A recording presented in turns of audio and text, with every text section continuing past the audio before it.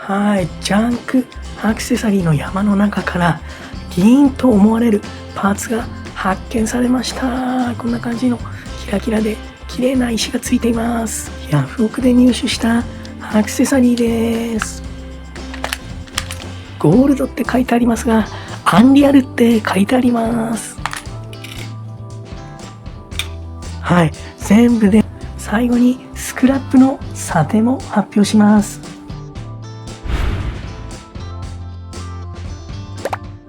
本日はこちら、ヤフオクで入手したアクセサリーです。今日は何が出てくるんでしょうか。一つ一つ発掘していきます。では重さを測っていきます。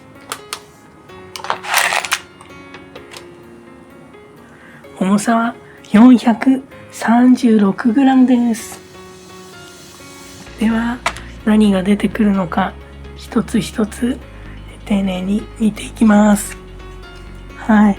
ではまずは一つ目、どれにしようかな。じゃーん、こちらです。はい、こんな黒い大きいね石がついたペンダントトップです。では拡大して見ていきましょう。はい、こんな感じの、黒いですね大きなカットされた石がついたペンダントトップです。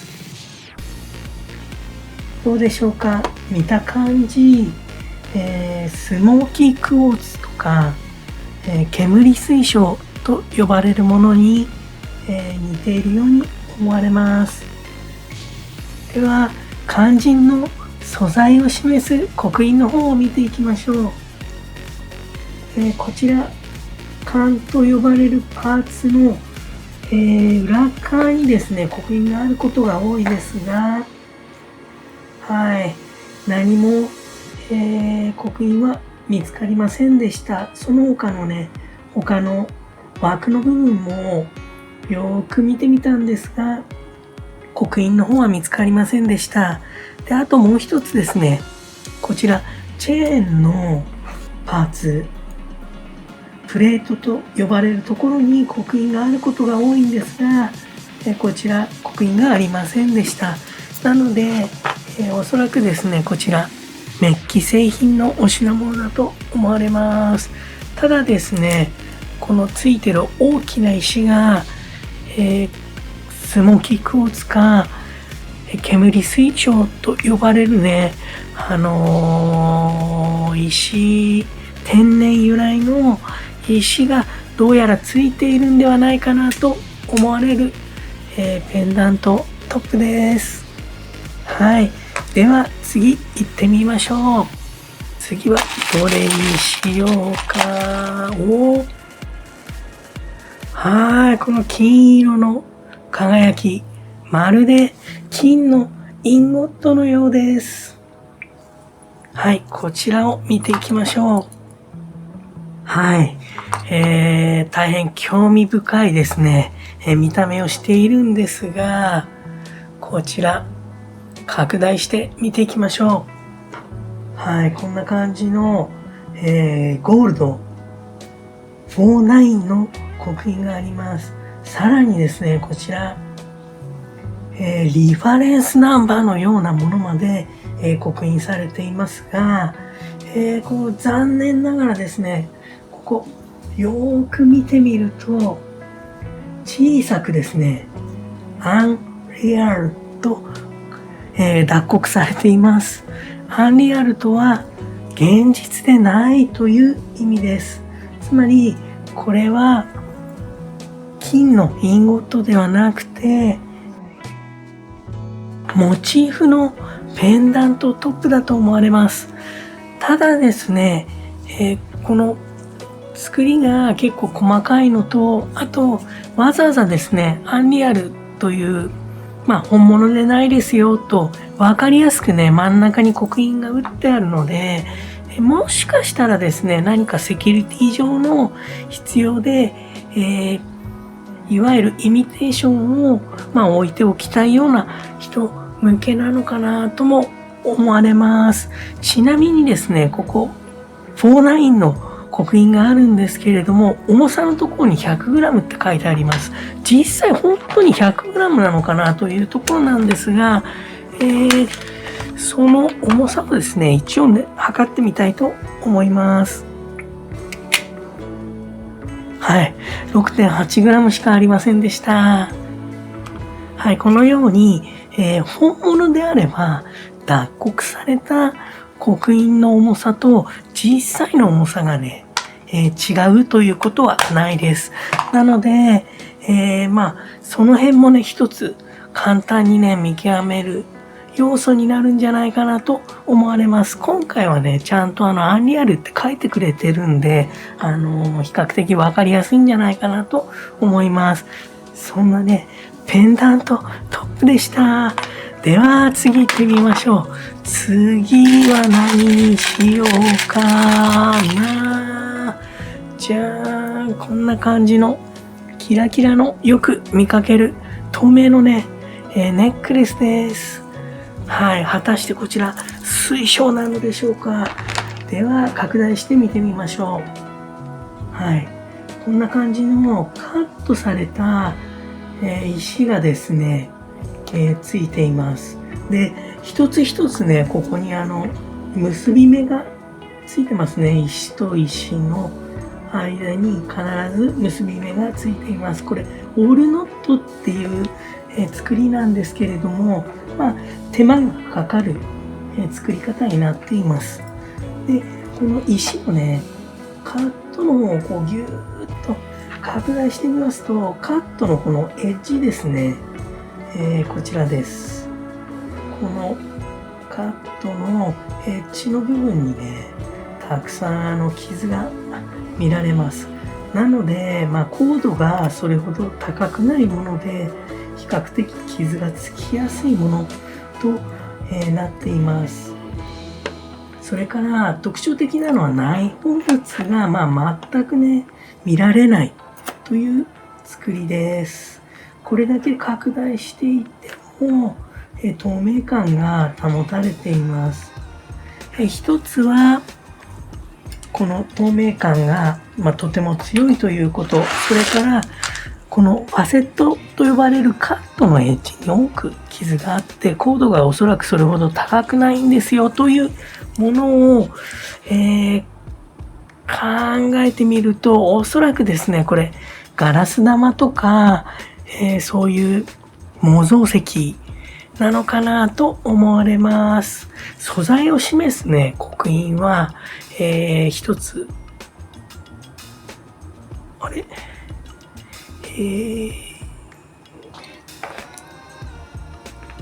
はい。素材を示す刻印はあります。では、次行ってみましょう。次は、じゃーん、こんな緑色の綺麗な石がついた、はい、こんな感じのイヤリングです。はい。では、拡大してみていきましょう。こんな感じの独特な緑色の石がついています。はい。素材を示す刻印のようなものは、見当たりませんでした。これが一体何の石なのか、ごめんなさい。ちょっとわかんないんですけれども、なんでしょうね。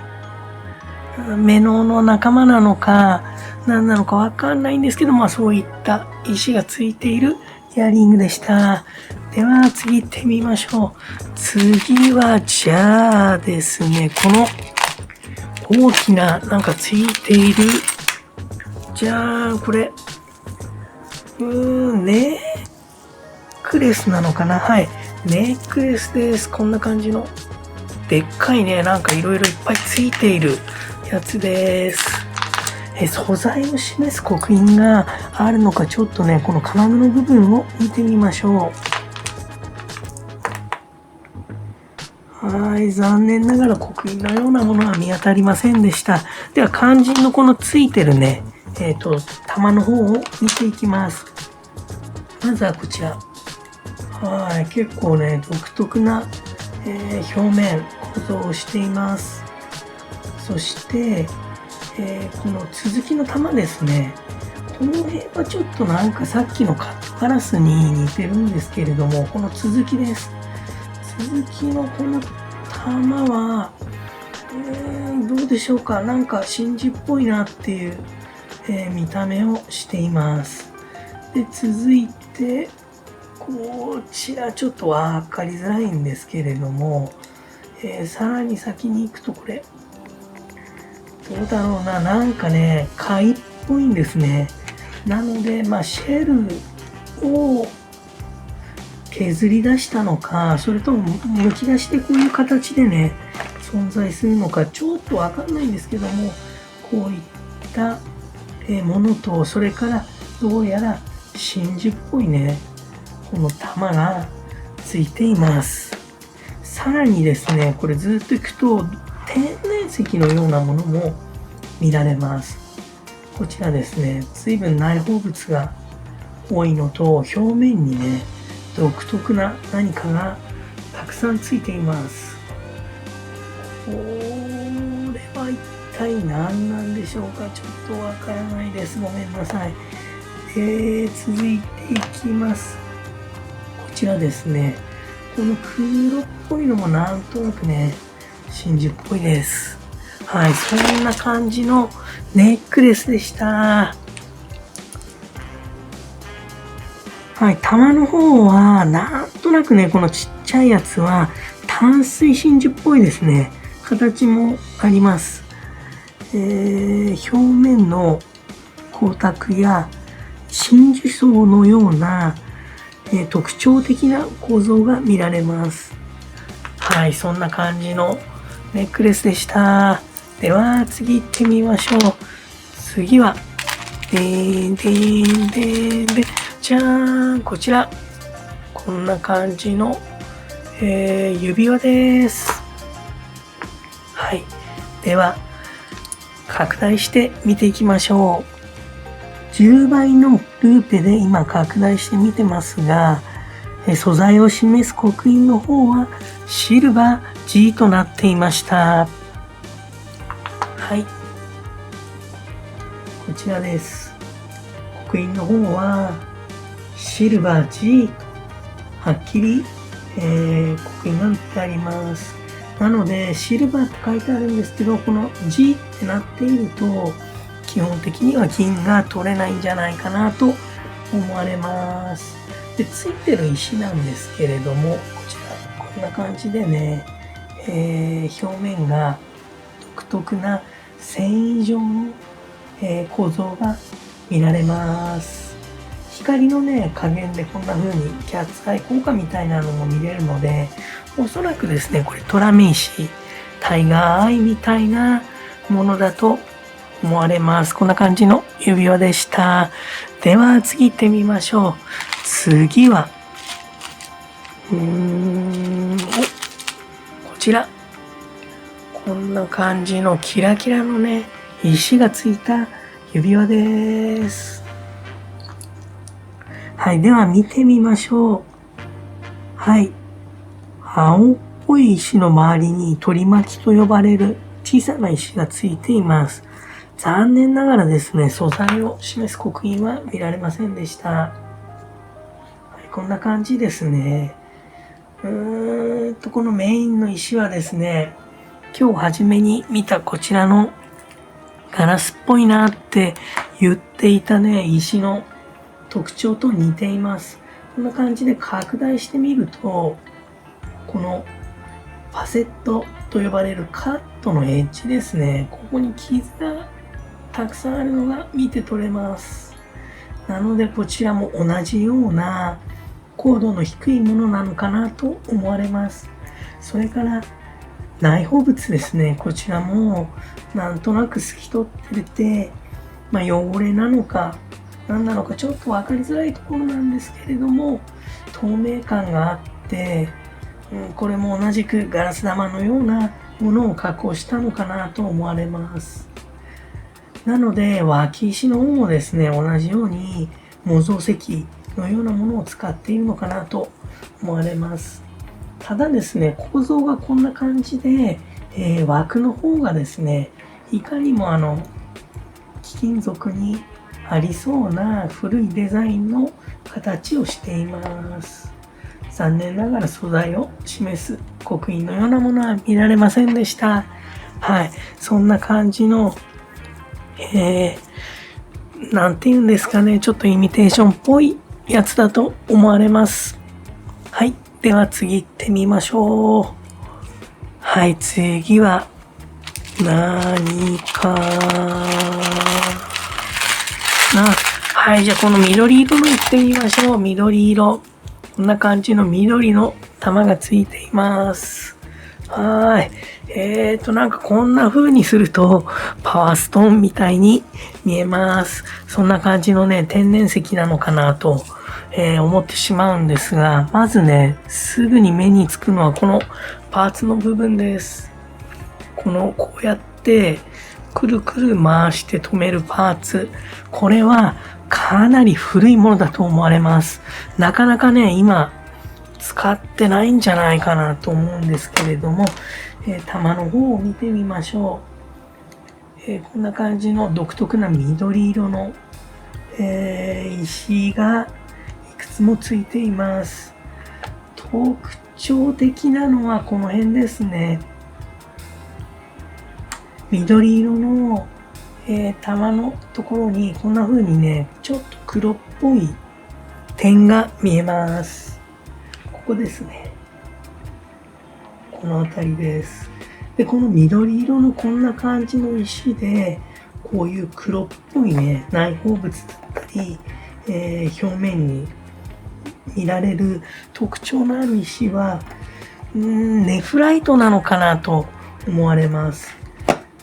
正確には期間で鑑別を取らないと、何とも言えないんですけれども、パッと見の特徴として、ネフライトと呼ばれるものなのかなと思われます。この辺ね、ちょっと内包物らしきものがうっすらね、光の加減で見れるのと、先ほど言った黒いね、特徴が見て取れます。はい。そんな感じの緑色の石がついたネックレスでした。では、次行ってみます。次は、何かな。はい。じゃあ、こんな感じの、結構ね、綺麗な石がいっぱいついた、こんな感じのネックレスです。素材を示す刻印がこの辺にあればいいなと思うので、見てみます。はい。色の感じはいかにも、銀製品でありがちな色をしてるんですが、残念ながらですね、素材を示す刻印はありませんでした。はい。で、石の方なんですけれども、こちら、先ほどの、指輪、こちらですね、この指輪に見られた繊維状の模様ですね、が見られます。光の加減でね、このキャッツアイ効果みたいに、なんていうんですかね、動く感じが見て取れます。表面にね、こんないっぱい傷があって、なんていうんですかね、この指輪につけてる石とはまた違うね、味わいがあります。で、もう一つこの少しね、オレンジ色がかったこの石なんですけれども、どうでしょうか。光の加減でこれも内包物らしきものがね、見えそうです。もしこれが天然由来のものであれば、メノなのかなと思われるんですが、こちらはちょっとわかりづらいので、なんとも言えません。はい、そんな感じのネックレスでした。では、次行ってみましょう。次は、どうしようかな。じゃあこちら、じゃーん、キラキラがいっぱいついている。この、なんでしょう。こんな感じのネックレスです。ではね、これも見ていきましょう。はい。こちら、こんな感じのね、キラキラのちっちゃいのがいっぱいついています。ものすごいたくさんついていますね。では、この石の特徴を見るために、もうちょっとゆっくりね、拡大してみましょう。ぎゅーっと拡大すると、一粒一粒がさっきよりね、よく見て取れます。こんな感じです。まあ出てきたばっかりなんで汚れとかもあるんですけれども、こんな感じでカットのね、数がいわゆるダイヤモンドのブリリアントカット、ラウンドブリリアントカットと違って、単純なものになっています。それからこの爪ですね。爪の部分を見てみますと、こんな感じで、一つ一つですね、爪が全部同じ形をしています。なので、これ、手作りとかではなくて、量産したものだと思われます。そういった特徴を踏まえまして、あともう一つですね、ひっくり返した時に、先ほどこの爪の方量産だよと言ったんですが、これもね、同じ工業製品に見られる四角い小さな特徴的な枠がこうくっついたようになってますね。なのでこれはライスストーンとかガラス玉みたいなものをですね、使ったものなのかなと思われます。はい、素材を示す刻印の方はこのタイプにはないことが多いんですが、実際ね、見てみますとこのクラスプの方に、素材を示す刻印はありませんでした。はい、こういったお品物なんですが、実際ですね、つけてみると、はい、こんな感じで、キラキラな感じはね、十分見て取れます。はい、そういったお品物でした。では次行ってみましょう。次は、じゃあこの大きいの行ってみましょう。これ、じゃーん、この、ゾウさんの絵ですね。がついている、こんな感じのバングルですね。これ、手にはめると、こんな感じです。はい、ではこちらも見ていきましょう。はい、こんな感じなんですが、素材をね、示す刻印の方は残念ながら見つかりませんでした。ただ、この表面がですね、結構綺麗なんですね。はい、これ、日本の製品ではないと思われるんですが、おそらくこの作り、しっぽ焼きのようなものだと思われます。はい。残念ながらですね、こちらこんな感じで緑色のね、緑青と呼ばれる、腐色が見られますので、そういう金とか銀とかそういったものではないということになります。はい。見た目は綺麗なんですけれども、そういったお品物でした。では次行ってみましょう。次。じゃーん、じゃーん、じゃーん、これ。こちら。この綺麗な金色のブレスレットです。ではこちらを見ていきましょう。はい、作りの方は、よくあるですね、騎兵のカットをしています。こんな感じで、ずーっとね、綺麗な騎兵が続いています。で、肝心の気になるね、素材を示す刻印なんですが、こちら。はい、残念ながら、計18GP ってなってました。GP はメッキの、刻印です。はい、そういったこんな感じのね、意外と、割と細めのこんな感じのブレスレットでした。では次行ってみましょう。次はじゃあどれにしようかな。じゃあこちら。じゃーん、結構怪しい金色のこんな感じの、イヤリングです。はい、見た目結構ね、いい色をしてます。こんな感じで模様もなんか独特です。ではこちら、素材を示す刻印の方がついているのかひっくり返してみます。はい、じゃん。なんか書いてあります。なんか書いてあるけれども、これは、W.Germany って書いてあります。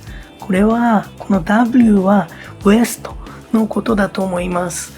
なので、これ西ドイツの製品なのかな。この刻印をそのままね、信じるのであれば、これは西ドイツの製造のお品物だと思われます。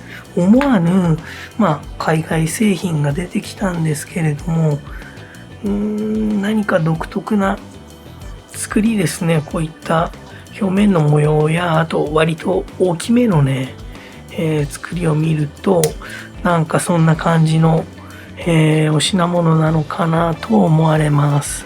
皆さんご存知、東西ドイツの統一っていうのはもうずいぶん前の話ですので、こちらそれなりのね、古いものなのかなと思わせるようなお品物でした。では次行ってみましょう。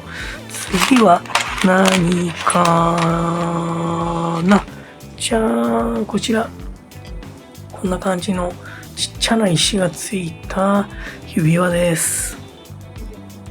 はい、こんな感じの指輪です。サイズの方はですね。はい、じゃーん、これ。サイズを測るゲージ棒です。こちら入れてみます。こんな感じの指輪です。サイズね、ちっちゃいんですけれども、だいたい9号ぐらい。すごく細い、ちっちゃい指輪です。こんな感じのね、綺麗な指輪です。では、素材を示す刻印がないか、よく見てみましょう。はい。素材を示す刻印が見つかりました。こちら見てください。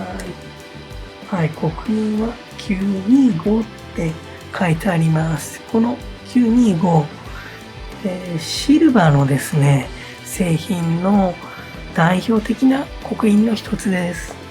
シルバー925。銀は線分率で表すので、92.5% の含有率という意味です。はい、さらに特徴的なのはこの小さな穴ですね。後ろから見ると穴がいっぱい開いてあります。この穴は下穴と呼ばれる石の光をですね、取り込むために開けてある穴です。なのでこんな感じで表の方にはちっちゃなね、石がたくさんついています。こんな感じです。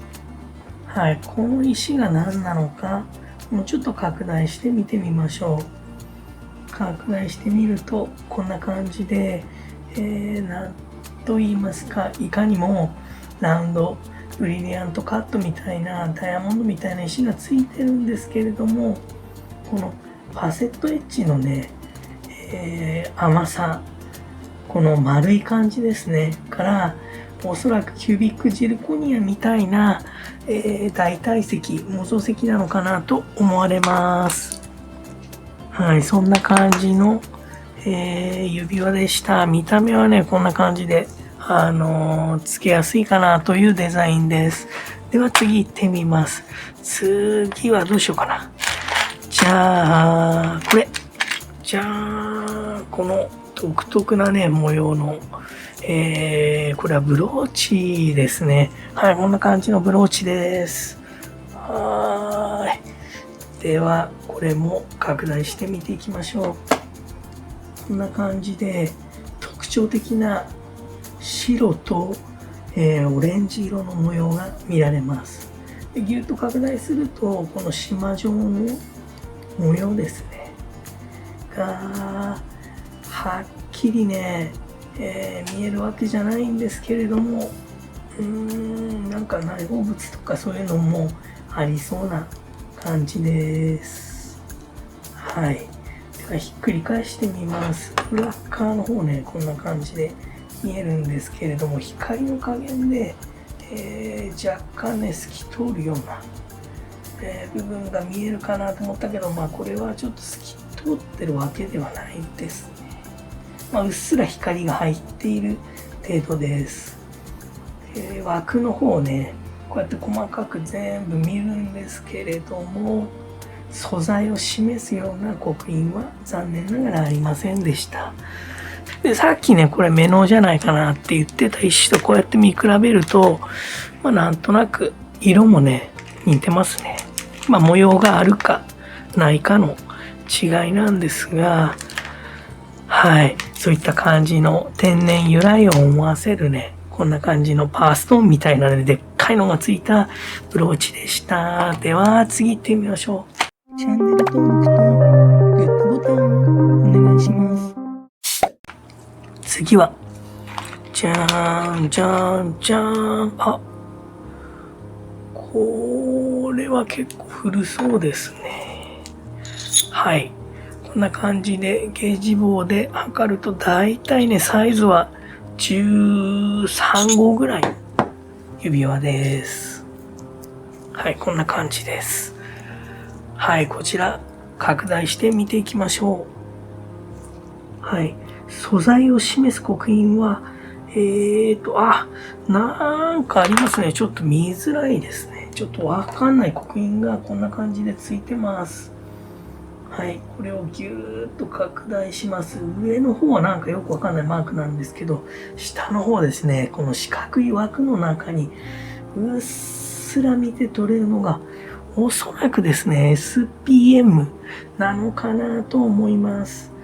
過去の動画でも何度か出てる SPM なんですけれども、素材がですね、サンプラチナと呼ばれる、もうかなり古いね、製品なんですけれども、それなんじゃないかなと思われます。見た目こんな金属光沢がありまして、名前もね、プラチナってなってるんで、あれプラチナかなって思う方もいらっしゃると思うんですが、こちらプラチナではなくて、いろんなね、金属を混ぜて作った合金です。はい。貴金属製品と違って何か資産価値あるわけじゃないんですけれども、昔から腐食に強いということで、こういった指輪ですとか、あとは、懐中時計のチェーンなんかに使われていた素材です。アンティーク的な要素を楽しむ分には、とっても面白いかなと思われます。こんな感じで、他のね、さっき、見ました。こんな感じね。メッキ製品なんかは、こうやって、六章って呼ばれるね、これ元は下にあるね、銅とかが変化したものなんですけれども、そういった腐食がほとんど起きづらいと言われているので、こういったソーシングには合うんじゃないかなというお品物でした。では次行ってみます。次は、じゃあこれ。これはもうさっきの多分、メノウの仲間なのかなっていう、見た目をしてます。こんなね、ちっちゃい可愛いペンダントトップです。はい、見てみましょう。じゃーん。はい、この縞状の模様ですね。さっきのこちら、このブローチにそっくりです。オレンジ色の、模様と白っぽい模様、赤みがかった模様がついています。はい。正確に言うと、鑑別を取らないと石が何であるかはわからないんですけれども、似た感じではメノウなのかなと思われます。で、枠の方は素材を示す刻印はありませんでした。はい、そういったお品物です。では次行ってみます。次はどうしようかな。はい。じゃあこれ、なんかいろいろいっぱいついているこちら行ってみましょう。はい、こちら。じゃーん。こんな感じのね、じゃらじゃらいっぱいついているネックレスです。はい。素材を示す刻印をまずは探してみます。はい。引き輪と呼ばれるパーツには特に刻印がありませんでした。はい、その他、チャームのようなものがついてるんですけれども、それも素材を示す刻印ではないです。こちらです。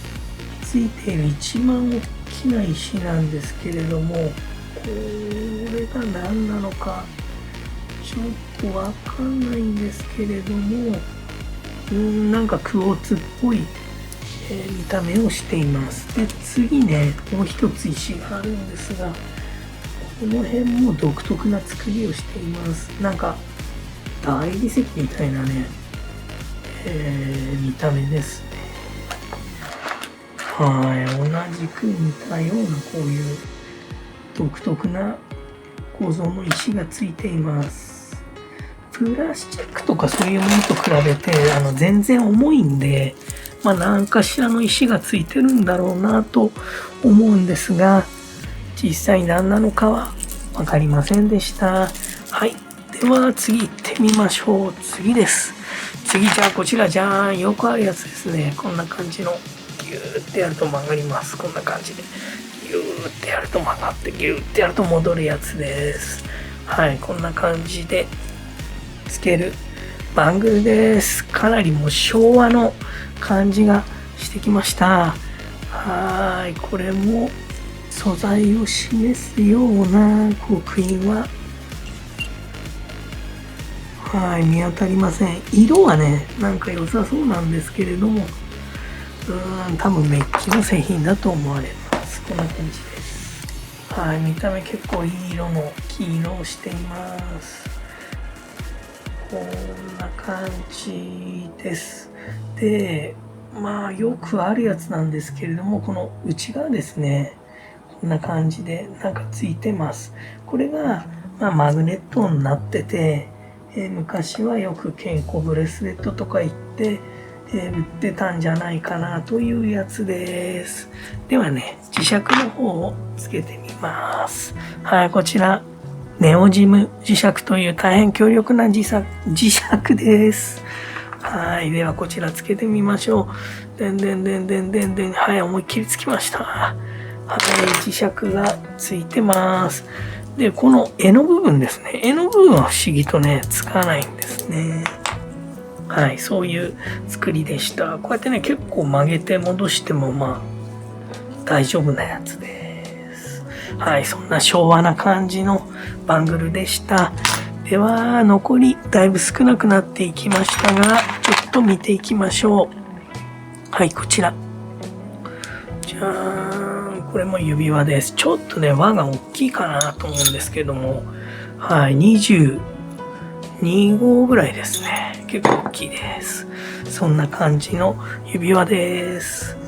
では、素材を示す刻印がないか見てみましょう。はい、残念ながら素材を示すような刻印はありませんでした。石のようなものも何もついてないシンプルな構造です。こんな感じですね。はい、見た目のこの光沢と硬い感じから、ステンレスとかそういうやつなのかなと思われます。こちらも同じように磁石ですね。つけてみますね。はい、磁石つきました。磁石つくやつですね。そんな感じの、はい、指輪でした。ではね、続きを言ってみます。はい、こちら。じゃーん。はい、また出てきました。亀さんです。こんな感じの亀さんの形をしたイヤリングです。では、拡大して見てみましょう。はい、これ亀さんの頭ですね。で、甲羅の代わりに背負ってるのがこんな感じの綺麗なね、カットされた石がついています。はい、この黒いね、石の特徴なんですけれども、初めに出てきたこの黒い大きなね、スモーキークォーツみたいなやつにそっくりです。ではひっくり返してみましょう。はい、亀さんひっくり返っちゃいました。ひっくり返った亀さんは残念ながら刻印はありませんでした。なのでメッキの製品なんですけれども、こういう作りが面白いね。あれ。あった。こんな感じの亀さんのイヤリングでした。では、次行ってみましょう。はい、次。じゃあこの大きいやつ。なんか瓶のコーラの缶の王冠みたいになってますね。蓋みたいになってます。そんな感じの指輪です。はい。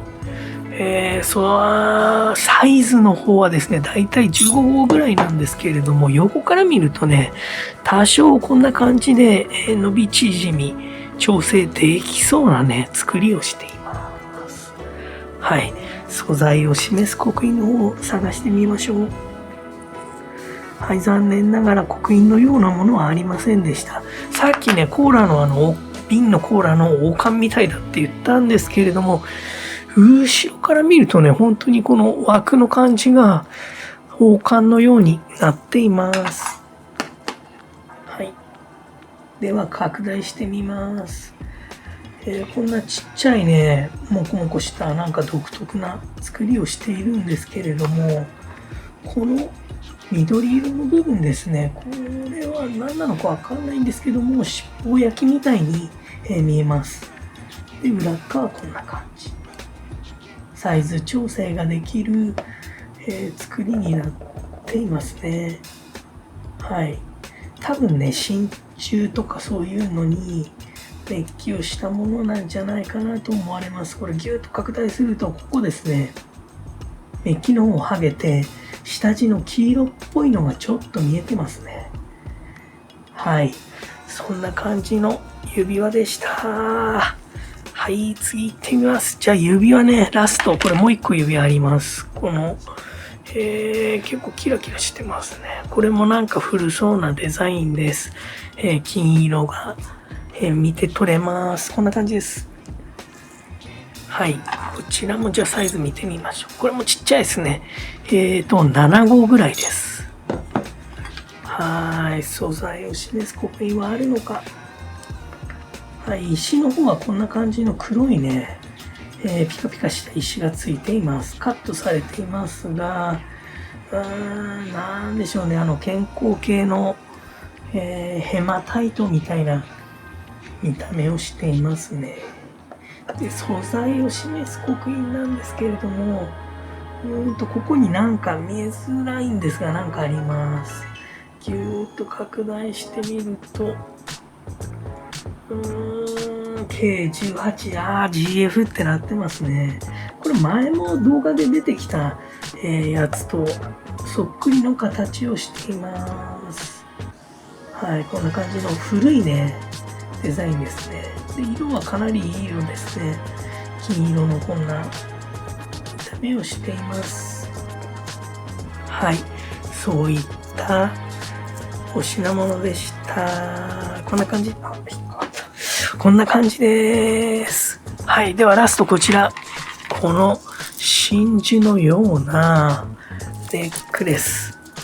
この白い玉がいっぱいついた独特なネックレスを見ていきます。これね、この金具がやたらでっかいんですよね。普通の、ネックレスのね、こういうちっちゃいパーツに比べると異様に大きいのがついています。はい。ではこちら見ていきましょう。重さも結構ありますね。はい。残念ながらですね、これ真珠ではないと思われます。はい。こんな感じの白い玉ですね。がついてて、光沢もあって綺麗なんですけれども、この中古品のね、出たばっかりなので汚れも結構あります。これをね、ぐーっと拡大してみます。はい、汚れが思いっきり見えますね。で、この玉と玉の間ですね、玉の間を見ますと、こちら、こんな感じですね。かなり汚れ凄まじいんですけれども、この穴開けた穴のね、周辺の処理がかなり粗いものになっています。なので、こちら、模造パール、模造真珠のようなものだと思われます。問題はこの金具ですね。さっきでっかいよって言ってたんですけれども、こんなね、独特なキラキラなね、ちっちゃい石がいっぱいついてます。で、厚みもかなりあるんですよね。で、刻印の方は残念ながらありませんでした。で、この特徴的なこのキラキラの石ですね。これ、ここですね。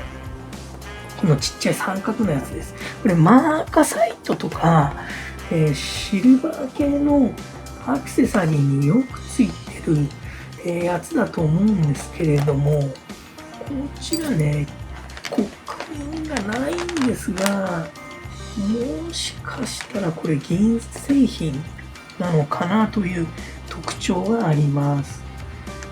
このついてる石とかもシルバーアクセサリーによく使われているやつなので、あとですね、この石の留め方ですね、この辺ちゃんとね爪で引っ掛けて留めてあります。ここで爪がこうタガネでギュッてやって留めてあるこの作り、これもね手作りなんですよね。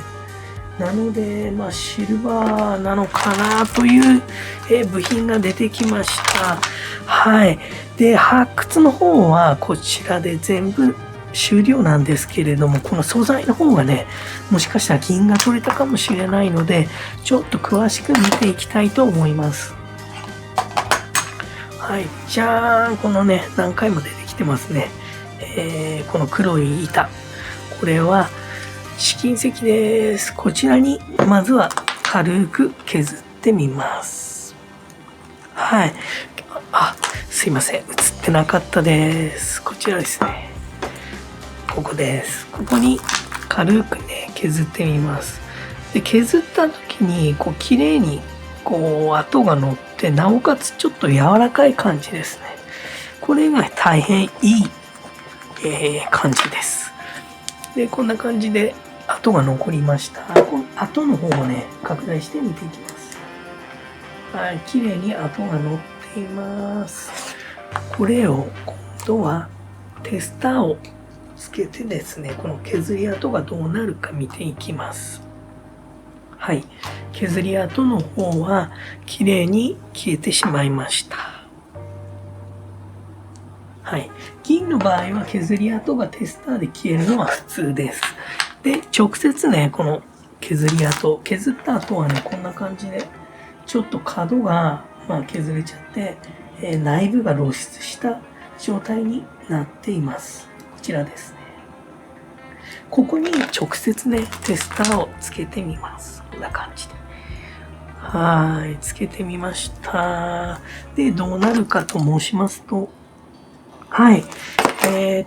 こちらですね、こんな感じで、見てください。白っぽくね、変化してます。さっきね、削ったばっかりの時は、銀白色の光沢が見て取れたんですけれども、今はね、こうやって白っぽくなっちゃってます。表面のこの黒ずんだ色と、それから、このテスターの反応を見る限り、こちら、銀である可能性が非常に高いです。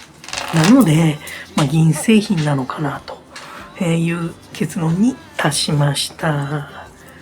はい。では、最後、こちら、チャンネル独自のね、この取れた銀のスクラップの査定をして、査定結果を発表していきたいと思います。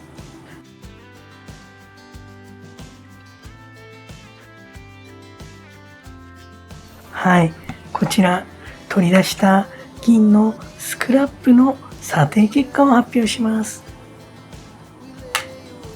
はい、刻印はないんですけれども、銀と思われるもの、こちらなんと 8g ありました。銀 1g あたりの価格は、相場の方がだいぶですね荒れてまして、高かった頃に比べるとずっと安くなってしまったんですが、9人号扱いでおよそ300円です。こちら、この指輪もシルバーの指輪でした。なのでこちらも追加します。はい、全部で 9.3g です。9.3g に銀 1g あたり300円をかけますと2790円でした。相場の方だいぶね変化が激しいので、なんとも言えないところです。はい。では、こちらですね、今回取れたお品物ですね、見ていきたいと思います。じゃあ、こちらです。はい。これが取れた銀と思われるパーツです。